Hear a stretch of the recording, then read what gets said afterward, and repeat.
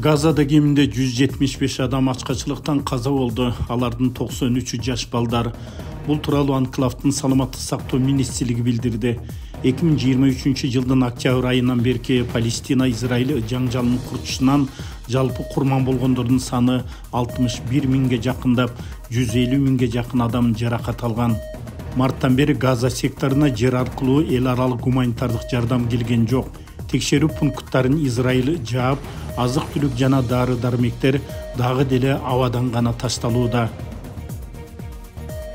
Израилдин соккулар астында катуу блокадада турган Газада айрыкча балдар арасында ачкачылыктан каза болгондордун саны тездик менен өсүүдө.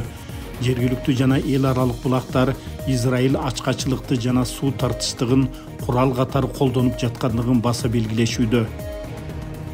Израиль армиясы анклавдын инфраструктурасынын 88%-ын талкалап, 2 миллионго жакын израилдик жер которууларга аргасыз болушууда. Жашоонун негизги шарттарынан ажыратылган палестиналыктар өз алдынча жасаган чатырларда же мектептердин жык толгон имараттарында жашап жатышат. Элементардык санитария жок, дааратканалар жетишсиз жана жугуштуу оорулар тез жайылууда. Ошол эле учурда Израиль армиясы жер которгон адамдар баш калкалаган чатыр лагерлерине жана башка жарандык объектилерге сокку урууну улантууда.